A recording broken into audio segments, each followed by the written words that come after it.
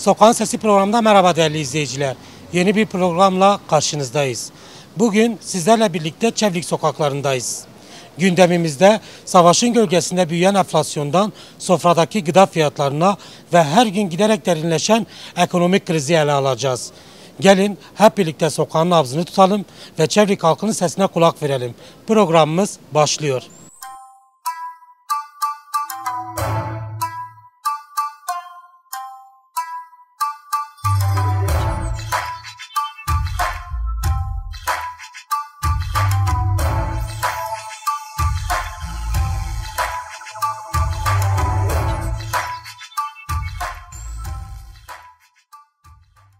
Geçinebiliyor musunuz? Ekonomik krizi sizi ne kadar etkiledi? Dışında yaşıyorum 18 yıldır. Gerçekten ben Türkiye'ye geldiğimde kendim bile zorlanıyorum. Yani burada gerçekten ekonomi çok kötü. Yani ben şu an bir saat yok eşimle konuştum. Eşimiz ne gelmişti gitti. Ama eşim diyor ki yani bizim orada benzin mazotta düşme var biliyorsun. Bizim burada hiçbir zaman düşüş olmuyor. Genelde hep yükseliyor. Gençlere bakıyorum. Ekonomi sıfır, gençlerin ortamı çok kötü. Hiç kimse gerçekten istediği her şeyi alamıyor. Yani gittikçe Türkiye'nin ekonomisi kötü oluyor. Hani üsttekiler şey yapıyor biliyorsun. Halkın çıkarına hiçbir şey yapmıyorlar. Zengini zengin, fakiri fakir yapıyorlar. Gerçekten Türkiye'nin ekonomisi sıfır. Son olarak bir çağrınız, bir mesajınız var mı? Ya mesajım budur.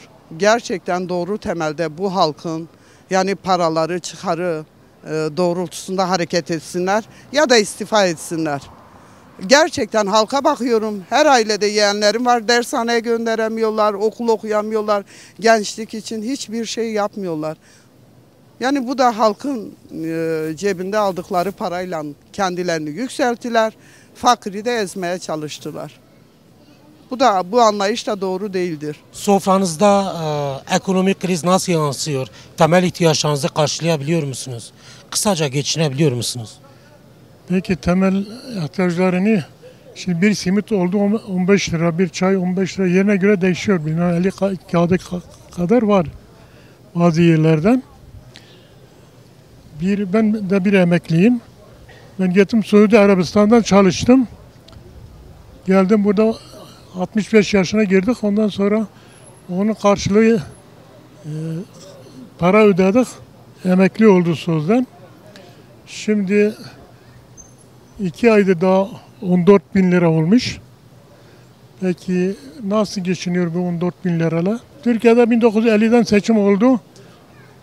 O zamanki Demokrat Partisi Başbakan Menderes'ti. O seçimden 1 dolarla 1 Türk lirası eşdeğerdi. Şimdi nasıldır? O 1 lira oldu 1 milyon, 1 milyonu şimdi 1 lira olmuş. O 1 lirayla kimse lavaboya gidemez. Bunu bilen, bu memleketi yönetenler düşünsün. Kendini İslamiyet ideolojisiyle büyüten ve o tecrübeden geldiğini savunan iktidarın yetkilisi bu pratikle dinde yeri nedir? Halka aldatmaca değil midir? Dinden yeri münafıktır. Münafık kimdir? Konuşurken yalan söylüyor, sözüne getirmiyor. Emanetten hıyanet yapan münafıktır. Bunun hakkında ayet-i kerime var. İnnel münafıkîne fid-derkil esfeli minen-nâr. Münafık Hristiyanlardan daha tehlikelidir. Daha zararlıdır Müslümanlar için. Çünkü iki yüzlüdür. Müslüman yanında Müslüman gibi konuşuyor, Hristiyan yanında Hristiyan gibi konuşuyor. Bu hangi nerede ne insanlarda var ne bir adalet de var ne bir yerde dünyanın bir yerinde var.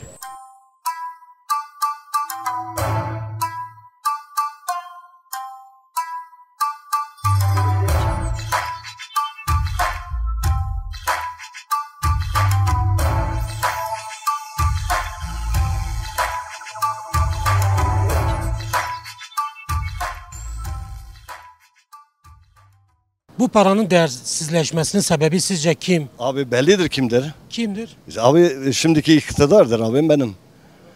MHP, AKP ikisi. Mesela nasıl bir politika izliyorlar? Para bu kadar değersizleşti, insan yaşamı bu kadar ucuzlaştı. Gün gene gelir, Mehmet Şimşek götürdüler, zorla getirdi, koydular oraya. Ama bir türlü düzeme yoktur bir daha. Hiç düzeme yok Türkiye'de.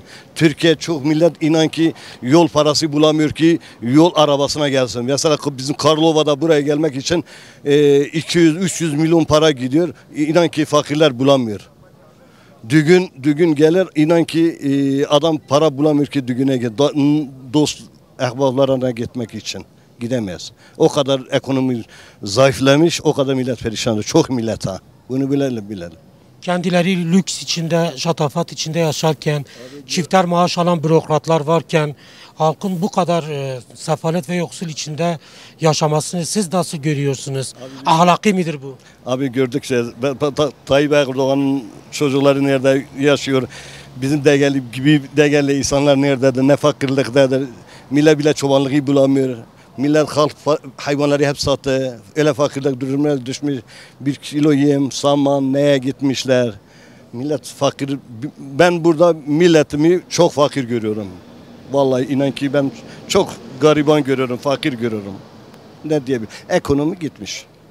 Peki ekonominin bu kadar kötü olması sizce savaşa ayrılan bütçelerden de etki alıyor olabilir mi? Tabii ki bütçelere de bu savaşlar için de zayıf oluruz biz ya. Zayıf oluruz abim. Evet. Son olarak ekonominin düzelmesi için sizce hangi adımların atılması lazım? Halk ne yapması lazım? Abi vallahi halk bana göre bu iktidarı değiştirme lazım. Bana göre. Bu iktidarı değiştirmek lazım. Şimdi bizim gelecekten pek bir beklentimiz yok, işin açıkçasını söyleyelim. Çünkü zaten burada birçok genç, birçok arkadaşımız, herkes yurt dışına gitti. Burada iş imkanları kısıtlı. Efendime söyleyeyim, zaten iş imkanları kısıtlı olmasa ucuz işçilik var. Efendime söyleyeyim, insanları çok çalışıp az bir ücret karşılığında yıpratıp bir gelecek bu şekilde sunuyorlar. Dolayısıyla yani burada bir gencin yaşaması, ayakta durması, tutulması çok zor. Yani burada değil, Türkiye genelinde bu şekilde. Yani gönül ister ki buradaki gençler yurt dışına çıkmasın, beyin göçü oluyor, kültür göçü oluyor. Yani bu tür şeyler gönül ister ki olmasın ama işte yukarıdaki arkadaşlar bu konuyla alakalı hiçbir çalışma yapmıyor, hiçbir çaba içerisinde değiller.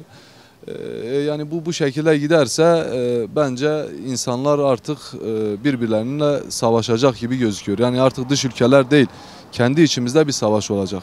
Savaş demişken savaşa milyonlarca dolar bütçe ayrılıyor. Kürt sorunu çözülmüyor. Gitgide derinleşiyor. Bu derinleşmeden kaynaklı ekonomi de derinleşmeye başlıyor. Bir tablo çizerseniz bununla ilgili ne söylersiniz? Yani bu sorunu çözebilmeleri için öncelikle muhatap almaları lazım. Yani bugün işte bu Kürttür, ben muhatap almayayım, bu Türktür, muhatap alayım şeklinde değil. İnsanların fikirlerini özgürlük çerçevesinde yani dile getirmeleri lazım. Bir korku sistemiyle, bir çekingenlik sistemiyle, yani bugün bakıyorsun adam bir sıkıntı oluyor. Ya gidersem işte oraya, yani bir kimliğimden dolayı tam tersi efendime söyleyeyim bana karşı hani daha bir olumsuz bir yaklaşımda bulunurlar. Karşı tarafı daha bir haklı görürler gibisinden. Yani bugün bakıyorsun adam trafik polisi veya normal bir polis, adam burada aracını rahatlıkla park ediyor, şurada çayını içiyor ama bir sivil vatandaş park ettiği zaman adam o muameleyi göstermiyor. Direkt ya ceza kesiyor, ya tepki gösteriyor, ya bağırıyor. Bu tür gibi şeyler oluyor. Yani bence savaşa bütçe ayıracaklarına bu fakirliğe çözüm bulsalar, bu yoksulluğa bütçe ayırsalar her şey daha çabuk çözülür. Daha imkanlar dahilinde insanlar rahat bir şekilde geçinebilirler yani.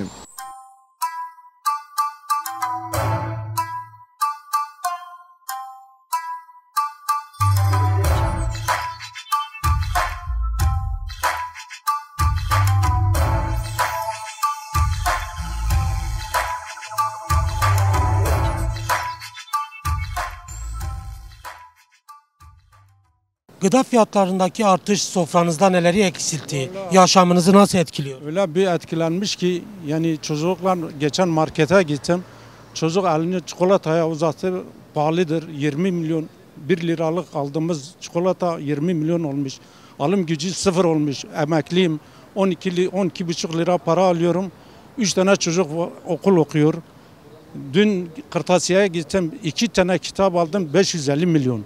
550 milyon. Devlet diyor ki biz size kitap vermişim. Müfredatın içinde hiçbir bilgi yoktur. Sadece kendi yandaşını, kendi bilgilerini iletmiş.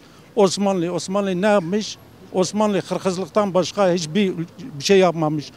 Almanya 1945'te Almanya 2. Dünya Savaşı'nda savaşa yenildi.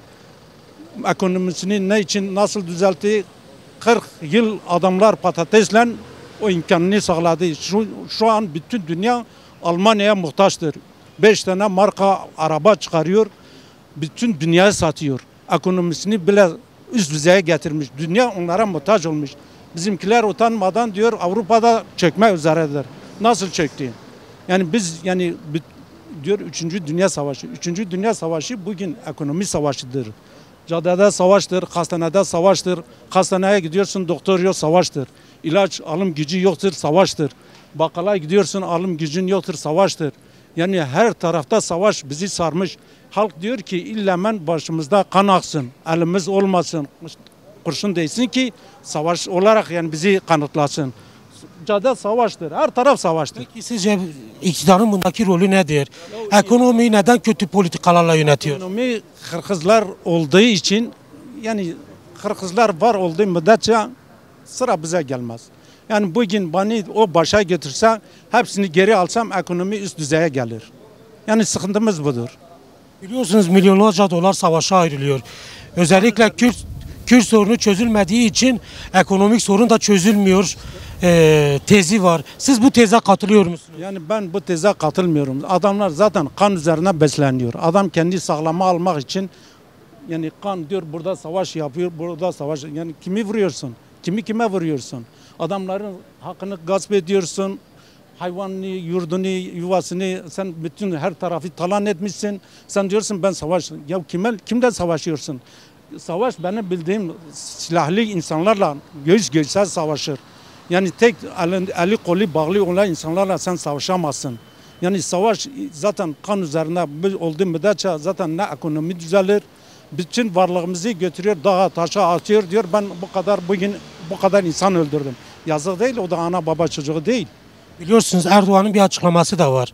İşte bir mermi ne kadar biliyor musunuz sorusunu sormuştu. Sofranızdan aşı alıp bir mermi ne kadar sorusuyla gündeme gelen bu iktidara ne söylemek istersiniz? Eğer o insan hesap kitabı olmuş olsaydı bu aşamaya biz gelmezdik. Diyor ben ekonomistim, hiçbir alakası yok. İki dudak arası adam saltanatını sürdürmek için koltuk altından gitmesin diye adam bu sıkıntıları vatandaşa yansıtıyor. Son olarak bir çağrınız, bir mesajınız var mı? Yani ben diyorum ki birlik, beraberlik içerisinde, kardeşlik, barış içinde yani biz barışa yanayız, insanlığa yanayız. Yani kan dökülmesin, yani dostluk, yani insanın dini, ırkı ne olursa olsun yani kardeşçe yaşamayı istiyoruz. Türkiye'de ekonomi diye bir şey mi kaldı? Vatandaş evine aş ekmek götüremiyor. Bir ekmek 12 bin lira olmuş.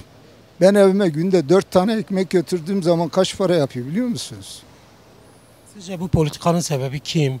Hangi politikalar sonucu? Bu politikanın sebebi kardeş kavgasıdır.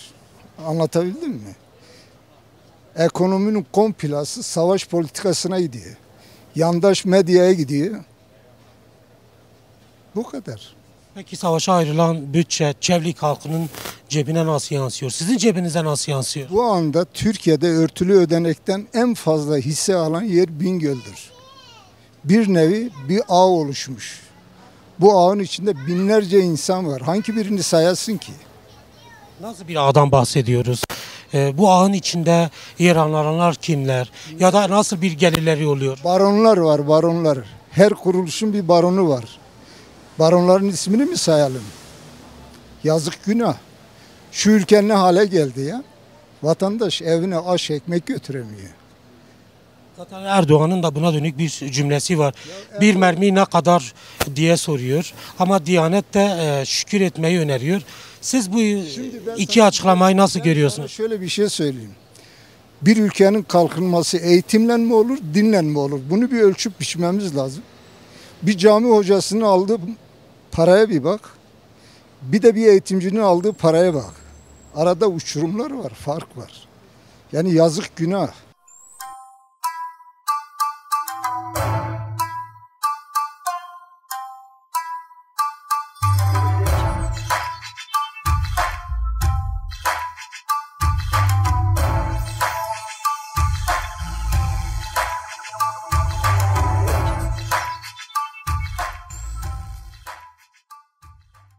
Ekonomik kriz sizi ne kadar etkiledi? Geçinebiliyor musunuz? Mutfağınıza, çocuklarınıza, cebinize bu kriz nasıl yansıyor?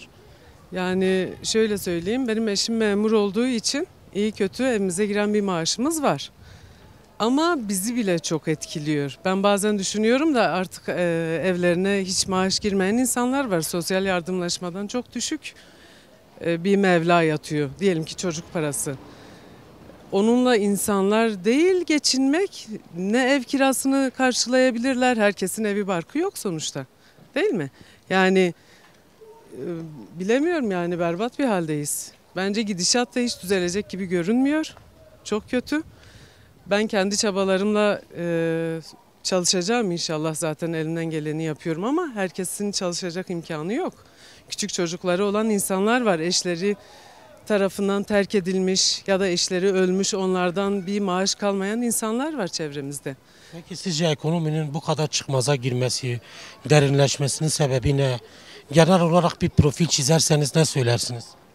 Ben tamamen kapitalist rejime bağlıyorum. Kapitalist bir sistem olduğu için zengin yine zengin, fakir gittikçe fakirleşiyor. Ben buna bağlıyorum. Yani sonuçta bu sistem değişmedikçe bazı kanunlar daha yoksuldan yana olmadıkça bu hep böyle gider. Hatta sonumuz kıtlığa doğru da gidiyor bence. Ya da gitmese bile fakir daha fakirleşecek, zengin yine kazanacak. Sistem demişken Diyanet İşleri Bakanı şükür etmeyi, mevcut iktidarda yer alan liderlerin eşi de porsiyonları küçültmeyi öneriyor. Siz onlara nasıl bir öneride bulunmak istersiniz? Onlara nasıl bir öneride bulunurum? Önce kendi sofralarından porsiyonlarını eksiltsinler. Önce fakire, normal halka bunu söyleyeceklerini önce kendilerine uygulasınlar. Önce o makam araçlarını azaltsınlar. Başka ülkelerde başbakanlar dahi hızlı trenlerle yolculuk yapabilirken ya da metrobüslere binebilirken bizimkiler makam araçlarıyla konvoy halinde dolanıyorlar. Bunlar hep israf. Yüzlerce, binlerce korumalar eşliğinde. Kesinlikle bunlar tamamen israf. Yani bunları azaltmadıkları sürece fakir yine fakirleşecek, daha çok fakirleşecek. Ne iş var, ne para var, ne alım gücü var. Hani görüyorsunuz günümüzde çok olaylar da oluyor. Adamlar hani parasızlıktan kendini intihar eden insanlar var. Hani evine ekmek götüremeyen insanlar var. Hani bu hükümetin de artık değişmesi gerekiyor. Daha ne oluyorsa hani bir şeyler yapsınlar abi. Hani böyle rezilliktir abi. Bu olmaz bu şekilde, ben hani bu ülkede yaşamak istemiyorum. Hani insanoğlundan utanıyorum, biliyorsun abi. Sizce bunun sebebi kim? Kim bu ülkeyi bu hale getirdi? Halkı bu çıkmaza soktu? İntiharların birebir sorumlusu kim olarak görüyorsunuz? Ya vallahi abi söyleyeceğim, hani bu şeyin hani sorumlusu abi AK Parti şey abi, sistemidir abi. Hani bunların ne işi var Suriye'de, ne işi var orada burada abi? Gerek yok bence, ben düşüncem budur. Hani onu yapacağına dediğin gibi hani bizim gibi gençlere destek olsunlar, ne bileyim durumu olmayan ailelere, fakirlere, yoksullara. Hani biz bir gelecek istiyoruz abi, biz başka bir şey istemiyoruz. Hani biz bitmişiz abi. Ben sabah kalktığım zaman düşünüyorum, diyorum ne yapayım? Anlatabildim abi, çünkü bir şey yok abi ya. Bakıyorlar diyorlar çalış oğlum, nereye çalış oğlum? Ben gideceğim oğlum aylık 15-20 milyar 15-20 milyara çalışacağım abi. Kiram 10 milyar. Elektriktir, sudur. Ben insanım abi, ben sigara içiyorum. Benim de bir zevkim var. Ben de parkta oturmak istiyorum. Ben de çay içmek istiyorum. Peki ekonomiyi düzeltme etkisi sende olsaydı ekonomiyi nasıl düzeltirdin? Gençlere nasıl istihdam sağlardın? Vallahi abi sana bir şey söyleyeyim. Hani tek bir şey söyleyeceğim abi. Bu ülke daha düzelmez abi. Hani bu da kötüye gider, iyi olmaz, öyle sana söyleyeyim. Daha bitmişiz abi. Bitik abi ya. Mesela o bazıları çıkıyor diyor yok durumumuz iyidir. Yok bu kadardır. O biri diyor pozisyonları küçültün. Yani neyi küçültüyorsun? Ne yapıyorsun? Sen bu saatten sonra zaten sen hani yeni başa gelen de abi bu ülkeyi değiştiremez, anlatabildim. Bu ülke bitmiş abi. Biz yokuz abi ya. Bitmiş. Bunlar iyi günler. Hani fazla değil bir 5 sene içinde de ben hani tahmin ediyorum abi, bu Türkiye'de böyle bir iç savaş çıkar, hani açlık yüzünden çıkar abi ya. Çünkü abi millet geçinemiyor abi.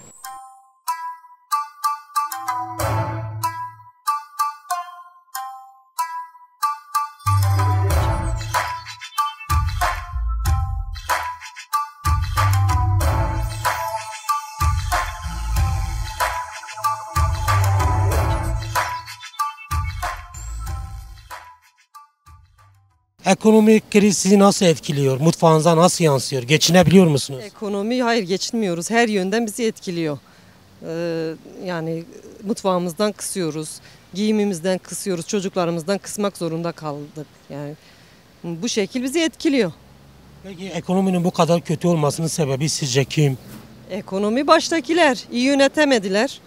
Bizi bu hale getirdiler. Yani biraz daha farklılık olsaydı, bir değişiklik olsaydı, halk sürekli aynı kişiyi seçtiği için yani bir değişikliğe gitmesi gerekiyor bu ülkenin. Böyle düşünüyorum hani. İktidarın ise tam tersi açıklamaları var. Ekonomik krizin olmadığını söylüyor. Emine Erdoğan porsiyonların küçülmesinden bahsediyor. Diyanet İşleri Başkanı şükür etmeyi öneriyor. Siz nasıl değerlendiriyorsunuz bu durumu? Önce onlar bir şükür etsin, ondan sonra halk şükür edecek. Yani halk zaten şükür etmek zorunda kalmış, kısıyor bir yerlerden. Yani et girmiyor insanlar mutfağına. İnsanlar et yemiyor, çocuklarına et veremiyorlar. Her şeyden kısılıyor. Zebzeye bile, zebze artık yani uçmuş fiyatta. O yüzden her yerden kısılıyor. Hani önce bir onlar bir şükretsin de biz şükür etmişiz zaten. Yani Biliyorsunuz kendileri 1101 odalı sarayda yaşıyor. O 1101 odalı sarayda bürokratlar çifter maaşlar alıyor. Ama halk ise yoksullukla boğuşuyor, geçimle uğraş içinde. Bu iki tabloyu değerlendirirseniz ne söylersiniz? Yani onlar önce kendilerinden kısmaya başlasınlar, halkı o zaman anlarlar. Yani önce bir kendilerinden kıssınlar, ondan sonra halka porsiyon küçültelim desinler. Ben öyle düşünüyorum. Yani bir denesinler, 1-2 ay belki ekonomi düzelir. Onlar çok çünkü şey yapıyor, şatafat içinde yaşıyorlar. Öyle düşünüyorum. Peki ekonomiyi düzeltme etkisi sizde olsaydı ilk olarak ne yapardınız? İlk olarak ne yapardım? İlk olarak hani bazı yerlerden kısılması gerekiyorsa şeyden kısılsın. Hani gereksiz yerlerde mesela saraydan kısılsın bence. Ondan sonra birçok yer var ona benzer. Gereksiz çift maaş alanlardan kısılsın. Asgari ücrete birazcık daha destek olunsun. Yani böyle düşünüyorum. Yani değişim şart diyorum. Bu ülkede artık değişim şart. Savaşa ayrılan milyonlarca bütçe var ama Çevlik halkına ayrılan hiçbir şey yok.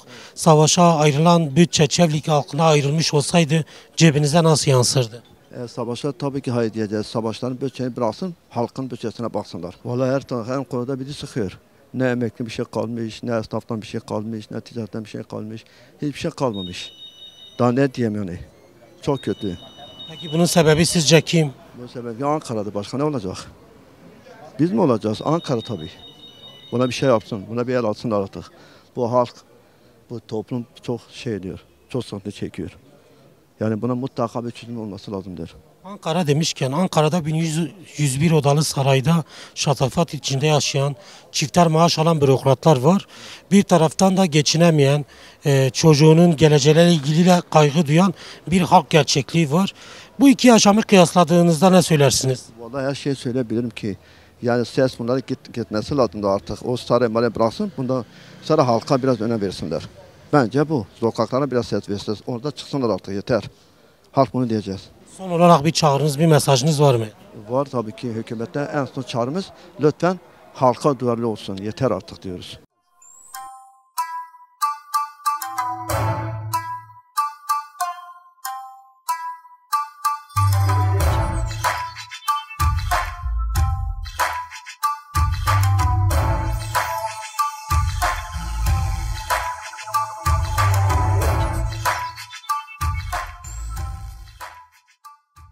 Çevlik ekonomik krize ne kadar etkileniyor? Biz sadece çölük değil ki, bütün Türkiye ekonomide krizin içine girmiş. Biz sadece Türkiye'de Bingöl değil ki.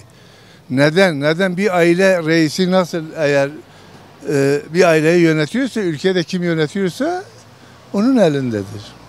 Değil mi? Peki ekonominin bu kadar giderek derinleşip kötü olmasını siz neye bağlıyorsunuz? Üretim olmadıktan sonra ve her zaman pişmiş ekmek sepeti olursa her gün bir tane iki tane çıkarsa ne olur? Tabii ki biter ama arkada bir çeşme akması lazım. Olmasa olmaz. Biliyorsunuz kendileri şatafat içinde, lüks içinde yaşarken halka porsiyonları küçültmeyi, şükür etmeyi söylüyorlar. Bu size ne kadar ahlaki geliyor? Ben de olsam ben öyle yaparım. Ben memleketi düşünmeden, halkı düşünmesem ben de aynısını yaparım. Ama memleketi, halkını, komşunu, akrabanı düşünürsen böyle yapmam. Komşu demişken önceden Çevlik'te, Mezopotamya'da komşuluk kültürleri gelişkindi. Şimdi kimse kimseye yardım ediyor mu? Siz komşunuza ne kadar yardımcı olabiliyorsunuz? Hiç kimse kimseye yardımcı olamaz şu anda. Çünkü herkesin ekonomi aynıdır. Herkes kendi geçimin derdindedir. Herkes kendi derdinin sorunları çok. Herkes öyle. Yani bir komşu bir komşuya yapamaz. İmkanı yoktur. Yani ben kendim burada kalmıyorum ama memleketimi çok seviyorum. Çok özledim memleketimi ama ne fayda, geçinemiyoruz burada. Son olarak bu çıkmazdan nasıl çıkılır? Ekonomiyi düzeltme etkisi sizde olsaydı ilk olarak ne yapardınız? Abi baştan düzelmesi lazım. Baştan düzelmese olmaz. Ülkedeki ekonomik krizi nasıl değerlendiriyorsunuz? Ekonomik kriz ondan sonra esnafından tut, ondan sonra köylüsüne kadar ondan sonra yansılmış bir durumdadır. Herkes ondan sonra perişan bir durumdadır. Kendisi ondan sonra diyor ondan sonra Tayyip Erdoğan bugün ondan sonra kalkıp diyor ondan sonra ekonomik her şeyimiz ondan sonra dışarıya ondan sonra ihracat yapıyor. Her malımız ondan sonra dışarıdadır ondan sonra satılıyor. Ama bugünkü ondan sonra köylünün karpuzundan tut ona meyvesine kadar ona zebzesine kadar tarla içinde çürümüştür. Bunu da örnek olarak da her yerde de gösterebilirim. Bugün köye gider sana kaç tane tarla hiçbir karpuz kopartmadan adam ondan sonra içinde hepsini çürütmüş ona bulunmaktadır. Bunun sebebi kim? Bunun sebebi de Tayyip Erdoğan'dır. Bunun sebebi de kimdir? Başka herhangi bir kimse de yoktur yani. Onun ve onun kendi grubudur. Yani Türkiye'yi ondan sonra tek adam tek rejimle yürütülemez. Türkiye ondan sonra çoğunluk halklarla ondan sonra çoğunluk ekonomik durumları ondan sonra daha da iyi etmek için ondan sonra ihracat, ithalat olması lazım. Bugün Türkiye'de ithalat, ihracat durmuştur. Savaş ağırlıklı bir bütçe var. Aynen bir iç savaş durumunu ondan sonra yürütmektedir. Bugün Türkiye'nin ondan sonra Kuzey Irak'ta ve ondan sonra Suriye'de ne işi vardır? Bu savaşı Kürtlerden ne amaçla yürütüyor? Peki Kürt sorunu çözülürse ekonomi düzelir mi sizce? Elbette ne düzelir. Demokrasi haklar olduğu zaman ondan sonra herkes ondan sonra rahat olur. Özgürlükler olduğu zaman herkes rahat olur. Herkes kendi ana dilinden, kendi kültüründen, kendi medeniyetinden ondan sonra yürütülürse daha da güzel şeyler olacaktır. Son olarak bir çağrınız, bir mesajınız var mı? Mesajım Tayyip Erdoğan ondan sonra bu işi bıraksın ki ondan sonra başka insanlar ondan sonra daha da güzelliğini yapar. Yani tek adam rejimi halk bir söz vardı, atasözü. Diyor eşek olacağına kadar köpek ol.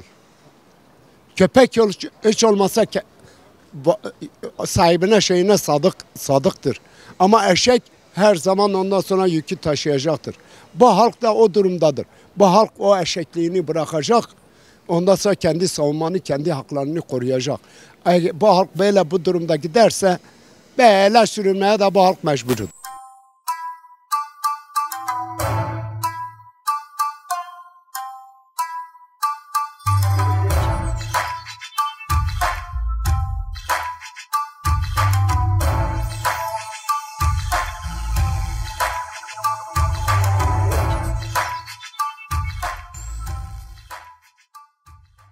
Sokağın Sesi programının sonuna geldik. Bu hafta Çevlik'teydik. Gündemimizde ekonomik kriz vardı. Mikrofon uzattığımız Çevlik halkı hükümetin bir an önce değişmesini ve savaş ve güvenlik harcamalarının halka harcanmasını talep etti. Ayrıca Kürt sorunun çözülmeden ekonomik krizin de çözülmeyeceğine dikkat çekti. Haftaya yeni bir programda görüşünceye dek hoşça kalın.